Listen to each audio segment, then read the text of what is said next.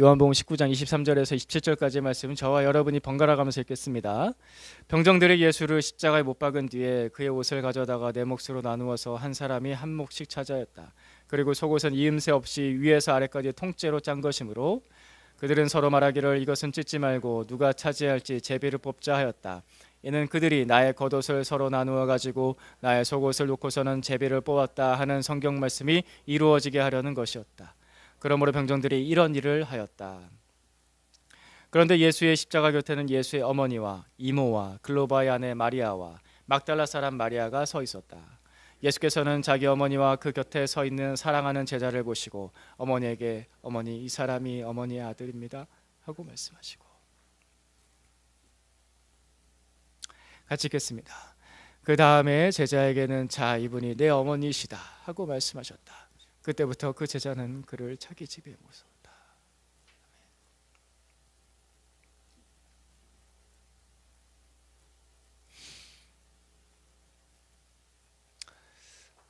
우리는 계속해서 예수님께서 십자가에서 하신 말씀들을 듣고 있습니다. 예수님께서는 십자가에서 제일 먼저 하신 말씀 용서를 말씀하셨습니다. 아버지 저 사람들을 용서해 주십시오. 저 사람들 한 일이 무슨 일이 저 사람들 알지를 못합니다. 아버지 저 사람들을 용서해 주십시오 하고 말씀하셨죠. 그리고 나서 두 번째 하신 말씀이 낙원입니다. 내가 오늘 나와 함께 낙원에 있을 것이다. 십자가에서 그 처참한 고통 속에서 그 참혹한 그 부끄러운 십자가에서 사형서들은 악을 지르고 있는 그 십자가에서 예수님은 용서와 낙원을 말씀하셨습니다. 예수님은 그 마지막 그 순간까지 그 너무나도 참혹한 그 순간까지 사람들과 다른 비범한 모습을 보이셨습니다. 어떻게 저런 얘기를 할 수 있지? 첫 번째 마디가 첫 번째 한 말씀이 어떻게 용서할 수가 있나? 그리고 두 번째가 낙원이에요. 낙원. 오늘 네가 나와 함께 낙원에 있을 것이다. 예수님의 이런 모습 속에서 하나님의 모습을 보게 됩니다. 하나님의 그 능력을 보게 됩니다. 하나님의 그 성품을 보게 됩니다. 왜냐하면 예수님은 하나님이시기 때문에. 예수님은 하나님이십니다. 그 하나님이 십자가에 못 박히셨습니다. 그리고 그 십자가에 못 박히신 예수님은 동시에 사람이십니다.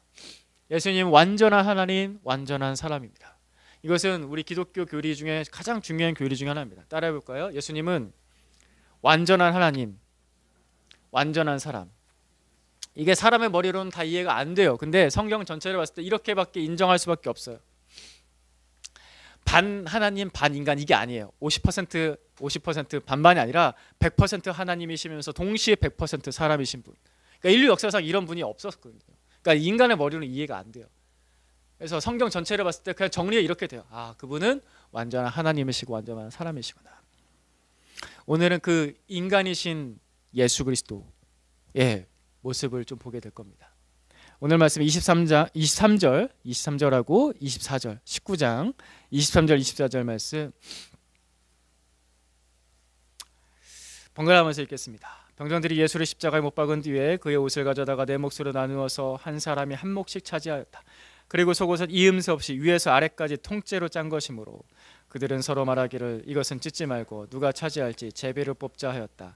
이는 그들이 나의 겉옷을 서로 나누어 가지고 나의 속옷을 놓고서는 제비를 뽑았다 하는 성경 말씀이 이루어지게 하려는 것이었다. 그러므로 병정들이 이런 일을 하였다. 아멘.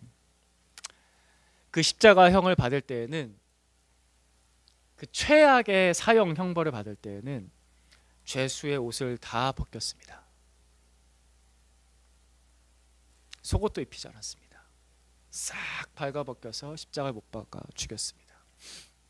가장 최악의 고통과 가장 최악의 정신적인 수치감을 주는 최악의 형벌이 십자가형이었습니다. 그래서 예수님도 예외가 아니었습니다. 예수님은 다 발가벗겨지셨습니다.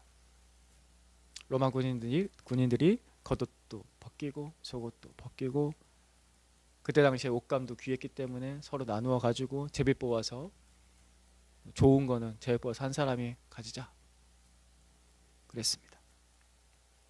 그런데 이 일이 미리 예언되었습니다. 구약성경 시편 22편 18절 말씀 나의 겉옷을 같이 읽습니다. 시작. 나의 겉옷을 원수들이 나누어 가지고 나의 속옷도 제비 뽑아서 나누어 가집니다. 구약시대 그 옛날 구약시대 하나님께서는 다윗의 입을 빌어서 그의 시 속에 그리스도가 받을 그 고난과 수치를 미리 예언하셨습니다. 근데 생각해 보면요, 이게 겨우 옷에 관한 일이잖아요. 겨우 옷에 관한 일인데 왜 이 일까지 미리 예언이 되었고 왜 이 일이 성취되었다고 신약 성경에 요한복음에 기록이 되었을까? 좀 의아하지 않습니까? 겨우 옷 벗기는 일인데 예수님께서는 가장 연약한 인간으로 십자가에 못 박히셨습니다. 예수님께서는 온갖 수치를 다 받는 죄인의 모습으로 십자가에 못 박히셨습니다. 태초에 제일 처음에 아담과 하와가 죄를 짓고 나서 그들이 경험했던 것은 내가 벌거벗었다라는 것을 아는 부끄러움이었습니다. 그래서 아담과 하와는 나뭇잎으로 옷을 헤어서 입고 하나님을 피해서 숨었죠. 이게 인간의 모습입니다. 다 가릴 수도 없는 그 나뭇잎 가지고서 자기의 부끄러움과 수치를 어떻게든 가려보려고 하는 인간, 어떻게든 숨어보려고 하는 그 죄인, 이게 인간의 본능적인 모습입니다. 이게 인간의 영혼에 박혀있는 죄인의 본능입니다. 숨고 싶다, 이 부끄러움을 가리고 싶다. 제가 어릴 때 있었던 일인데 처음으로 한 4살 때인가 5살 때쯤에 덧셈 뺄셈을 배울 때였습니다. 더하기 빼기를 배울 때였는데 우리 어머니는 저를 천재로 키우고 싶었었던 모양입니다. 그래서 5살짜리 아이한테 암산을 시키는 거예요. 6살이었나? 5살이었으면 좀 가혹했을 수도 있고 어릴 때 기억이라 정확하지 않은데 암산을 시키시는 거예요. 5 빼기 3이 뭐야? 그러면은 손으로 하지 않고 머릿속으로 계산을 해서 2 하고 이렇게 나와야 되는 거잖아요. 근데 어릴 때 그게 잘 안 됐어요. 5 빼기 3이 뭘까? 그럼 보통 어떻게 하죠? 손가락을 쓴단 말이죠. 근데 그 손가락을 꺼내서 쓸 수가 없는 거예요. 그렇죠? 그래서 식탁에서 5 빼기 3은 2 이러고 있었어요. 이걸 숨기면서 2구나 2. 여러분들 혹시 그랬던 기억 있으십니까? 내가 잘 못하는 걸 좀 숨기고 싶은 거. 이게 어른이 돼서도 마찬가지인 것 같아요. 또 제가 어렸을 때 저녁에 오줌을 자주 쌌어요. 그랬던 경험도 있으시죠? 그죠? 어릴 때 이불에 오줌을 많이 쌌습니다. 그러면은 그걸 어떻게 가릴지 몰라서 어떻게 이거 숨길 수가 없잖아요. 속옷도 다 젖고 이불까지 다 젖는데 그걸 어떻게 숨겨요? 숨길 수 없어서 이게 너무 부끄럽고 수치스럽고 억울하고 나는 내가 원래 그러려고 했던 게 아닌데 내가 실수한 건데 그래서 엉엉 울었던 기억도 있습니다. 여러분도 그러신가요? 혹시 저만 그랬나요? 사람은 자신의 연약함을 숨기고 싶어합니다. 자신의 실수를 숨기고 싶어하죠. 자신의 잘못한 거, 죄 지은 것도 다 숨기고 싶어합니다. 이것이 연약한 사람의 본능입니다. 우리 예수님께서는 우리의 죄와 우리의 부끄러움과 우리의 연약함을 우리가 감추고 싶었던 그 모든 것까지 그 모든 것을 대신 다 담당하셨습니다. 그래서 십자가에서 벌거벗겨지셨습니다. 다 벌거벗겨지셨습니다. 손과 발 못에 박힌 채로 아무것도 할 수 없습니다. 손과 발이 못에 박혀서 아무것도 할 수 없는 채로 다 벌거벗겨진 채로 죄인이 숨기고 싶었던 그 모든 것 다 드러내시고 그렇게 십자가에서 고난을 당하셨습니다. 예수님이 이렇게 우리를 대속하셨습니다. 대신 죄값을 치르다. 철저하게 죄값을 다 치르셨습니다. 그 어느 것 하나 눈 감아주지 않고 그 어느 것 하나 덮어주지도 않고 우리 예수님을 생각해 보십시오. 벌거벗겨진 채 십자가에 매달리신 예수님을 생각해 보십시오. 그분이 그렇게 우리의 죄를, 우리의 부끄러움을 대신 담당하셨습니다. 우리가 죄를 지을 때, 우리가 수치당할 때, 우리의 연약함에 드러날 때 나의 그 연약한 모습을, 나의 그 죄된 모습을, 나의 그 부끄러운 모습을 다 이해해 주는 사람은 아마도 적을 것입니다. 그래서 내가 그 부끄러운 자리, 그 힘든 자리, 그 밑바닥까지 내려갈 때, 그 밑바닥까지 내려갈 때 나랑 같이 그 바닥까지 내려가는 사람도 굉장히 적을 겁니다. 내 인생에서 그런 순간이 올 수도 있는데, 여러분의 인생에서 그런 순간이 올 수도 있는데, 아마 그때 진짜 친구, 진짜 사랑하는 사람만 남거나 아니면 아무도 남지 않을 수도 있습니다. 그죠? 그럴 수 있습니다. 지금은 그렇게 손잡아주죠. 내가 너 옆에 있을 거라고 하지만 아무도 남지 않을 때가 올 수도 있습니다. 그러지 않기를 바라지만, 근데 아무도 없다라고 하는 그 순간에, 그때에도 십자가에 달리신 예수님께서 나와 함께 하십니다. 왜냐하면 그분은 그 부끄러운 자리에 계시는 분이기 때문에, 그분은 가장 수치스러운 자리에 계시는 분이기 때문에, 그분은 가장 연약해지는 그 자리에 계시는 분이기 때문에, 그분은 그렇게 우리를 대속하셨기 때문에 예수님은 그 밑바닥까지 나와 함께 가십니다. 그 자리에서도 주님께서 우리를 구원해 주십니다. 예수님은 나의 부끄러움을 대속하시는 분, 값을 다 치러주시는 분, 그리고 그 죄와 부끄러움을 대신 덮어주시는 분이십니다. 예수님은 그런 분이세요.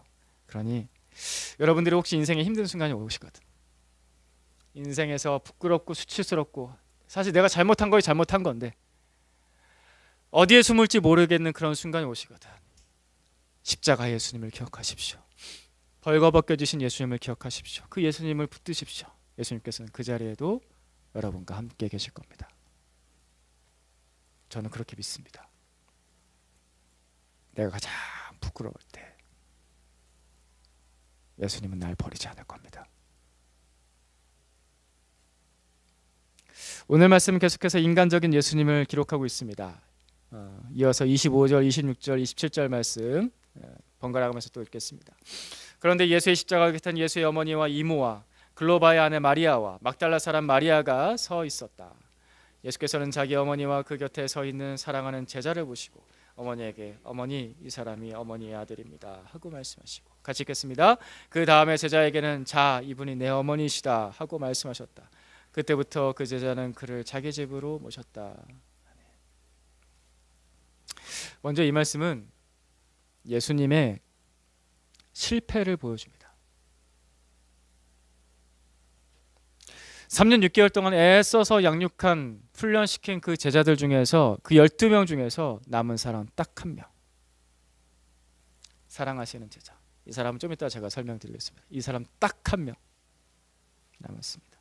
그리고 나머지 십자가 곁을 지켰던 사람은 다 여인들, 그 당시에 아무 힘도 없던 여인들. 옛날에는 여인들이 정말 천대받았잖아요. 정말 뭘 할 수 없었던 여인들. 어머니, 이모, 글로바의 아내 마리아, 그리고 막달라 마리아, 그 연약한 여인들만 십자가 곁을 지켰습니다.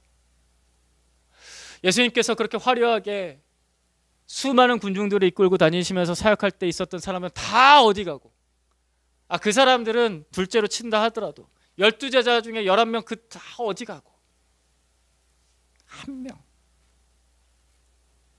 그리고 여인들, 어떻게 이렇게만 남았습니까? 저는 이 말씀 볼 때마다 참 우리 여인들을 칭찬해주고 싶어요. 여자가 강해요. 남자들 강한 척하지만 진짜 강한 건 여자예요. 이 마지막 죽음의 순간을 지키는 이 꿋꿋하게 서 있는 이 여인들을 보십시오. 얼마나 믿음의 사람들인가. 그래서 제가 종종 농담삼아 얘기하지만 거의 이게 사실이지 않을까 생각하는데, 천국 가면 여자들이 훨씬 많을 거예요. 이런 믿음의 사람들이 있어요. 이런 믿음의 사람들, 끝까지 자리를 지키는 사람들.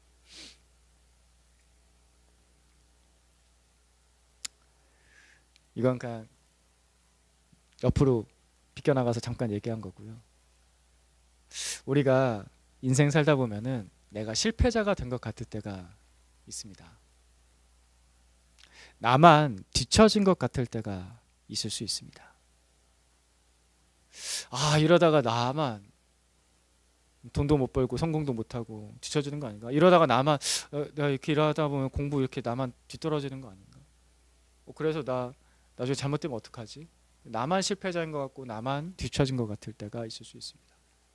그런데 나만 그런 거 아닙니다.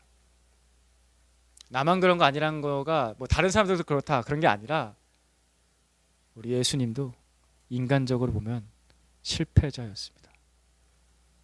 어떻게 3년 6개월 동안 애써서 양육한 12제자 중에서 예수님을 팔아넘기는, 그것도 돈 몇 푼에 팔아넘기는 배신자가 나올 수 있습니까? 어떻게?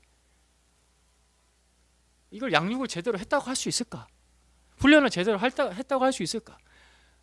예수님 비난한 게 아닙니다. 그러니까 인간적으로 보자면 그렇다는 거예요. 그럼 어떻게 제자들 다 도망가고 한 명만 남나? 어떻게? 도대체 어떻게? 3년 6개월 이렇게 다 수포로 돌아가는 거 같잖아요. 여러분 생각해 보세요.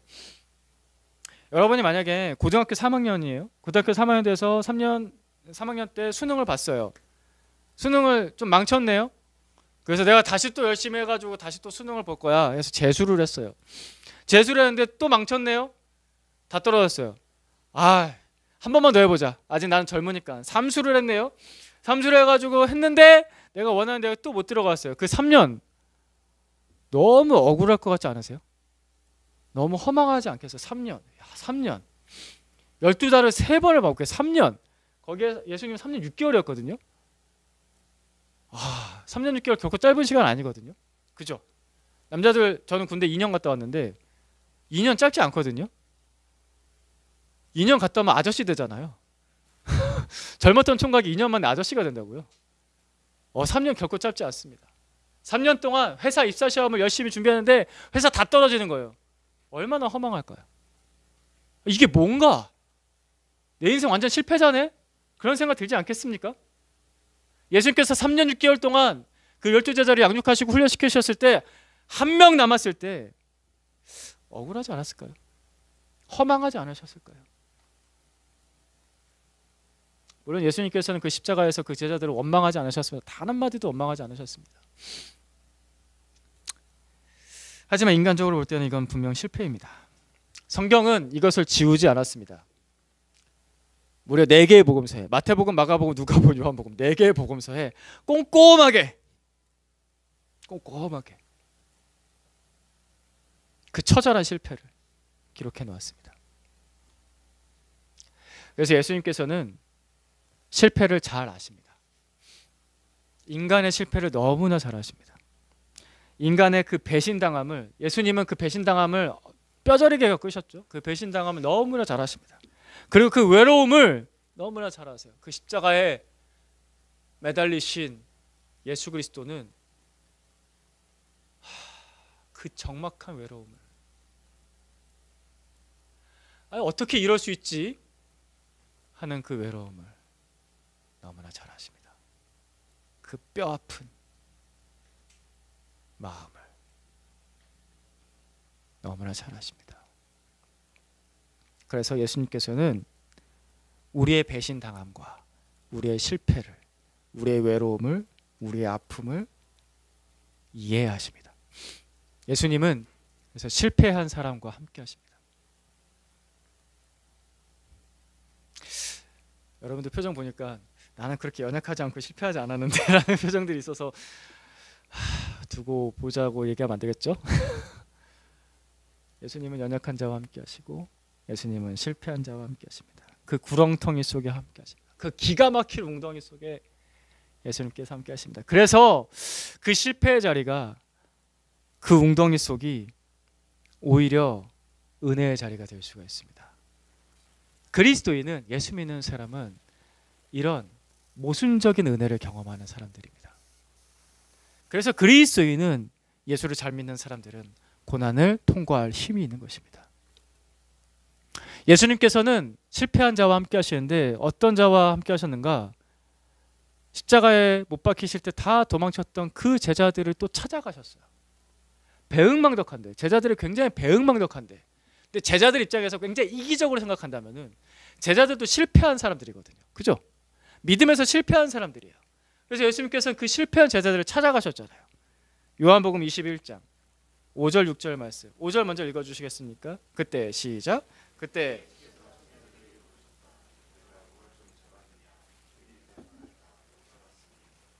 예수께서 그들에게 말씀하셨다. 그물을 배 오른쪽에 던져라. 그러면 잡을 것이다. 그물을 끌어올릴 수가 없었다. 얘들아 뭘 좀 잡았느냐 하고 물으십니다. 저 이 장면 볼 때마다 좀 먹먹해요. 얘들아 뭘 좀 잡았느냐. 실패한 제자들이 다 어떻게 해야 되지 하다가 우왕좌왕하다가 원래 살던 갈릴리로 돌아갔어요. 물고기 잡고 있어요. 안 잡혀요. 나 원래 물고기 잘 잡던 어부인데. 밤새도록 잡아서 지금 새벽녘이에요. 동터올 때쯤이거든요. 얘들아 뭘 좀 잡았느냐. 무력한 제자들, 연약한 제자들, 실패한 제자들을 찾아오신 예수 그리스도. 야 이 자식들 거기서 다 나와! 이러지 않으시고 얘들아 뭘 좀 잡았느냐. 이 정도의 이 아량을 가지려면 도대체 어떻게 해야 될까? 라는 생각이 들기도 하고요. 나는 이 말을 할 수 있는 이 사랑을 베풀 수 있는 자리에 서기 아직 제가 좀 멀었고, 다만 그렇게 그물질하고 있는 저를, 그 실패한 저를 찾아오신 예수님을 알아보기만 해도 나는 진짜 은혜다 라고 저는 그렇게 생각을 합니다. 아, 예수님이 날 찾아와 주셨구나. 예수님이 실패한 나를 또 찾아와 주셨구나. 면목 없는 나를 또 찾아와 주셨구나. 그것만 해도 얼마나 감사한가. 아, 면목 없지만 베드로처럼 수영해서라도 가야죠. 예수님 이러면서 가야죠. 예수님은 실패한 자들을 찾아가십니다. 그들의 구원자가 되어주십니다. 여러분 인생의 가운데서 실패를 경험할 때, 그 나락을 경험할 때 십자가 예수님을 기억하십시오. 그리고 제자들을, 그 연약한 제자들을, 그 실패한 사람들을 찾아가 주신 예수님을 기억하세요. 실패한 자리가 인간적으로 싫지만, 당연히 그건 싫지만, 근데 그 자리에 예수님이 함께 하십니다. 이것이 우리가 이상하게 경험하는 은혜입니다. 이게 우리가 경험하는 모순적인 은혜입니다. 좋을 때도 은혜를 받지만 오늘은 인간적인 부분을 계속 본다고 했잖아요. 안 좋을 때 인간이 다 못하잖아요. 내가 다 못하잖아요. 다 못하는 그 자리에 예수님이 함께 계십니다. 오늘 찬양도 불렀는데요. 2주 전에도 불렀던 그 찬양인데요. 온 세상 날 버려도 주 예수 안 버려. 끝까지 나를 돌아보시니 주는 저 산 밑에 백화 빛나는 새벽별. 이 땅 위에 비길 것이 없도다. 아멘. 이 땅에 예수님과 비길 게 없어요. 우리 좀 마음을 새롭게 하는 그런 시도로서 약간 좀 졸린 것 같아요. 졸리면 안 되는데. 우리 이 찬양 같이 한번 불러봅시다. 시작. 온 세상 날 버려도 주 예수 안 버려. 끝까지 나를 돌아보시니 주는 저 산 밑에 백합 빛나는 새벽별. 이 땅 위에 비길 것이 없도다. 우리 한 번 더 부릅시다. 온 세상 날 버려도, 온 세상 날 버려도 주 예수 안 버려. 끝까지 나를 돌아보시니 주는 저 산 밑에 백합 빛나는 새벽별. 이 땅 위에 비길 것이 없도다. 아멘. 아멘. 예수님 날 안 버리십니다. 아멘. 우리 26절 말씀, 27절 말씀 한 번 더 봅시다. 같이 읽겠습니다. 시작. 예수께서는 자기 어머니와 그 곁에 서 있는 사랑하는 제자를 보시고 하고 말씀하시고 그 다음 제자에게는 자 이분이 내 어머니시다 하고 말씀하셨다. 그때부터 그 제자는 그를 자기 집으로 모셨다. 아멘. 26절에 사랑하는 제자, 예수님께서 사랑하는 제자는 요한입니다. 요한복음에서, 우리 지금 요한복음 보고 있거든요.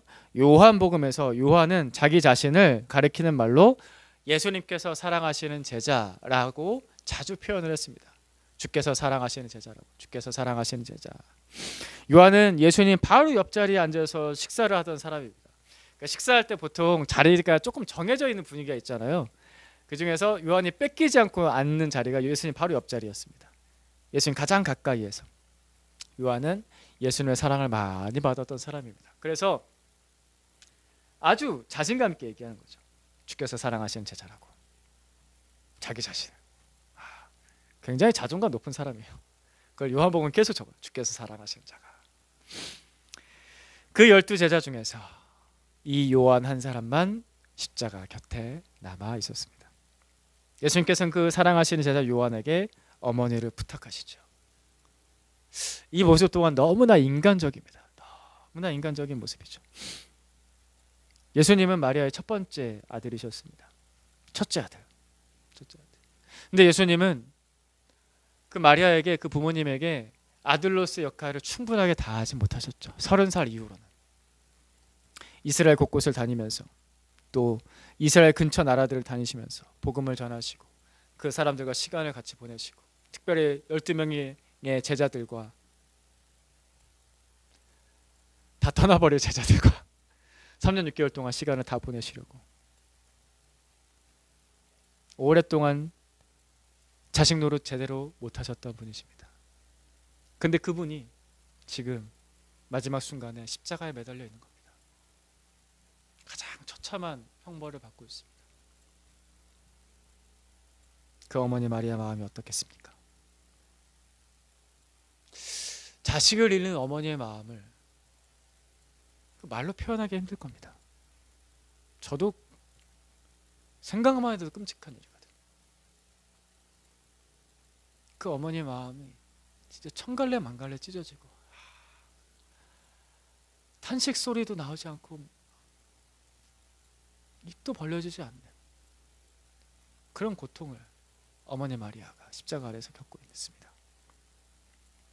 그 어머니를 예수님 그저 바라볼 수밖에 없죠. 못 박혀 있으니, 고통 중에 있으니 그저 바라볼 수밖에 없습니다. 그 예수님의 마음도 너무나 고통스러우셨겠죠. 그 마음은 더 이상 말로 표현할 수 없습니다. 그때 예수님께서 사랑하시는 제자 요한에게 어머니를 부탁하셨습니다. 어머니, 이 사람이 어머니 아들입니다.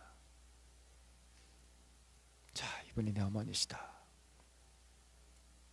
아마 신음 중에 겨우겨우 말하셨을 겁니다. 그래서 제자 요한은 예수님 말씀을 따라서 그날로부터 바로 마리아를 자기 집에다 모셔서 봉양을 했습니다. 그때부터 그 제자는 그를 자기 집으로 모셨다.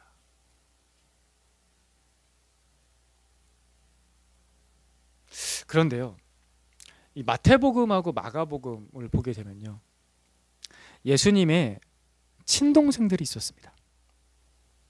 그러니까 마리아가 예수님만 낳은 게 아니고요, 첫째 아들 예수님만 낳은 게 아니고 더 낳은 아들들이 있었고 딸들이 있었습니다. 근데 예수님께서는 왜 그 친동생들에게 어머니를 부탁한 것이 아니라 왜 제자 요한에게 어머니를 부탁하셨을까? 그리고 실제로 제자 요한은 그 어머니를 봉양을 합니다. 어떻게 이런 관계가 있을 수 있을까?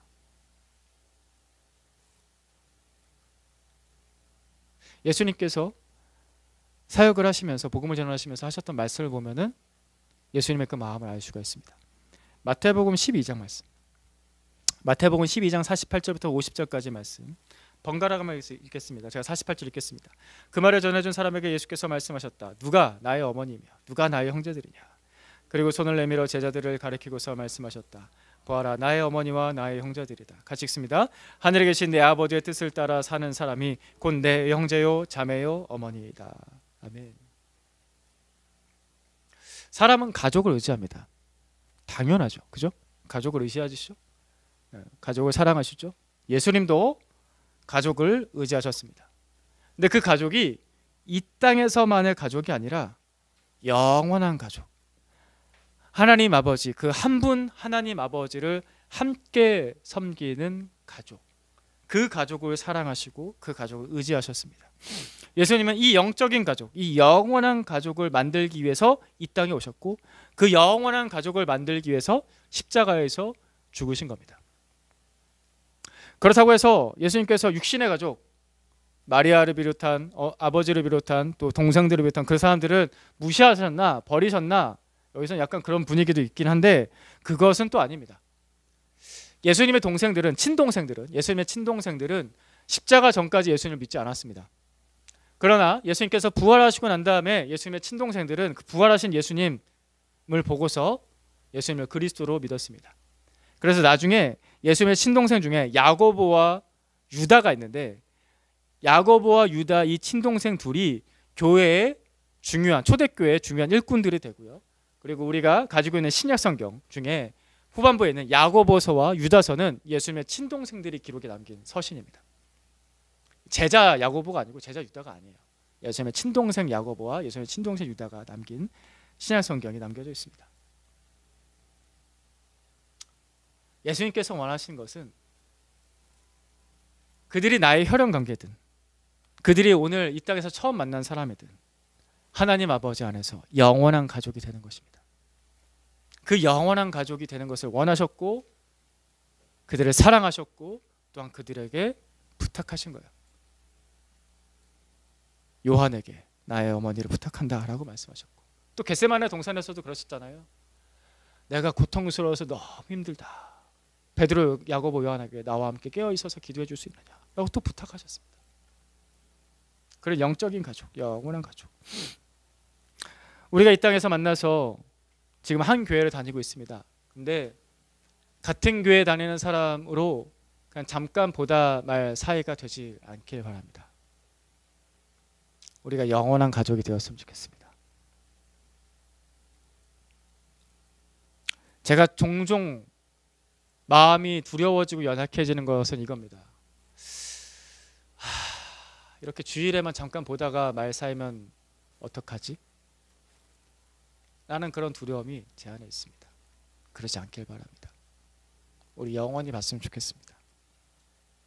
우리 옆에 사람들에게 한번 이렇게 얘기할까요? 우리 영원히 봅시다. 네, 우리 영원히 봅시다. 혈연 관계가 끈끈하지만 혈연 관계가 영원하진 않아요. 하지만 주님 안에서 우리가 하나님 아버지 안에서 하나가 되면은 영원할 수 있습니다. 우리가 그런 교회가 되길 바랍니다. 그리고 또 여러분이 사랑하는 가족, 육신의 가족들, 사랑하는 가족들, 사랑하는 사람들, 사랑하는 친구들이 이 땅에서 잠깐 만나고 헤어질 사람들이 아니라 영원히 만나고 영원히 사랑하고 영원히 섬겨주고 영원히 내가 또한 의지할 수 있는 그런 영원한 관계가 되길 또한 축복합니다. 그러길 바랍니다. 이 가족이 왜 중요한가? 이 가족이 왜 필요한가를 예수님께서 십자가에서 보여주신 겁니다. 십자가에서 내 어머니를 부탁한다 라고 하잖아요. 영원한 관계이기 때문에 영원히 믿을 수 있는 관계가 되고요, 영원히 믿어줄 수 있는 관계도 되는 겁니다. 그 사람이 완벽할 수는 없으니까 우리는 영원의 시간 가운데서 이 사람의 실수와 실패와 죄와 연약함도, 또 이 사람이 잘하는 것도 같이 계속해서 볼 수 있고 보듬어 줄 수 있고 성장할 수 있는 것을 우리는 볼 수 있는 그런 관계거든요. 또 나의 연약함과 나의 죄도 저 사람이 대신 담당해 줄 수 있고 나를 위해서 기도해 줄 수 있는 그런 관계가 되거든요. 이게 한 번 보고 말 사이가 아니거든요. 요즘에는 가족이라고 친합니까? 가족이라고 다 친합니까? 그러지도 않잖아요. 제일 사이 안 좋은 사이가 부부 사이잖아요. 철천지 원수가 될 수 있는 사이가 부부 사이인데, 우리 결혼 준비하고 있는 형제 화이팅! 지금은 좋죠. 당연히 좋아요. 좋아야 돼. 계속 좋길 바라요. 또 영원히 좋길 바랍니다. 이미 결혼하신 분들 화이팅! 영원히 좋기를. 하나님 아버지 안에서 우리는 계속해서 서로를 품어줄 수 있는 관계가 될 수 있는 거예요. 그러니까 이게 필요한 거예요. 우리는 하나님 아버지의 사랑을 받으면서 그 사랑 가운데서 계속해서 그 사람을 기다려줄 수 있거든요. 그 사람을 붙잡아줄 수 있거든요. 또 나를 그 사람이 붙잡아주기도 하거든요. 이 관계가 우리에게 필요합니다. 제일 힘든 순간에 제일 먼저 생각나는 사람이 여러분 누구십니까? 내가 언제든 도움을 요청할 수 있는 사람, 지금 당장이라도 한밤중이라도 전화할 수 있는 사람, 기도 부탁을 하면 그 사람한테 기도 부탁을 하면 안심이 되고 힘이 나는 그런 사람.